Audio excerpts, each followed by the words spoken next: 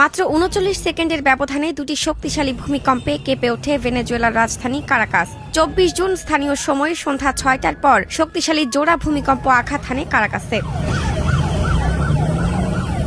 মার্কিন ভূতাত্ত্বিক জরিপ সংস্থা ইউএসজিএস বলছে, বুধবার সন্ধ্যা ৬টা ৪ মিনিটে কারাকাস থেকে প্রায় ১৬৮ কিলোমিটার পশ্চিমে সান ফিলিপের কাছে ৭.২ মাত্রার ভূমিকম্প আঘাত হানে। ৩৯ সেকেন্ডের মাথায় কারাকাস থেকে পশ্চিমে ইউমারের কাছে ৭.৫ মাত্রার আরেকটি ভূমিকম্প আঘাত হানে।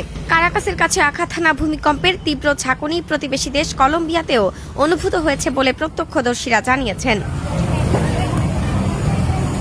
জোড়া ভূমিকম্পের পর সুনামি সতর্কতা জারি করে কর্তৃপক্ষ, তবে অল্প সময় পরই তা তুলে নেওয়া হয়।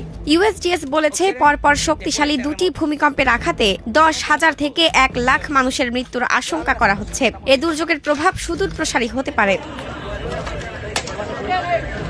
শক্তিশালী এই দুই ভূমিকম্পে কারাকাস ধ্বংসস্তূপে পরিণত হয়েছে। অনেক ভবন ধসে পড়েছে। উদ্ধার কার্যক্রম চলছে। হাসপাতালগুলোতে আহত ব্যক্তিরা ভিড় করছেন। কারাকাসের আন্তর্জাতিক বিমানবন্দর বন্ধ রাখা হয়েছে বিদ্যালয় ও রেল সেবা। রাষ্ট্রীয় টেলিভিশনে দেওয়া এক ভাষণে ভেনেজুয়েলার ভারপ্রাপ্ত প্রেসিডেন্ট দেলসি রদ্রিগেজ দেশে জরুরি অবস্থা ঘোষণা করেছেন। ভেনেজুয়েলার স্বরাষ্ট্রমন্ত্রী দিওসদাদো কাবেল্লো বলেছেন, আমাদের অনেক ভবন ও বাড়িঘর ধসে পড়েছে। নিরাপত্তা ও বেসামরিক সহায়তার ক্ষেত্রে আমাদের কাছে যা কিছু আছে সব দিয়েই আমরা পরিস্থিতি সামাল দিচ্ছি। দমকল বাহিনী ও পুলিশ সক্রিয়ভাবে কাজ করছে। ইউএসজিএস এর তথ্য অনুযায়ী কারাকাসে ১৮১২ সালে শক্তিশালী ভূমিকম্পে ব্যাপক ধ্বংসযজ্ঞ হয়েছিল। ওই ভূমিকম্পে মারা যান প্রায় ৩০,০০০ মানুষ।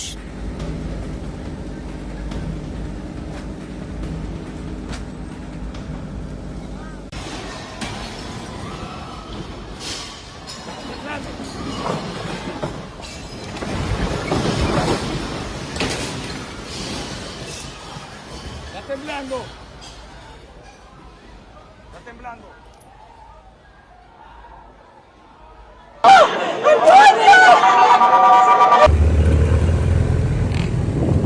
Mierda.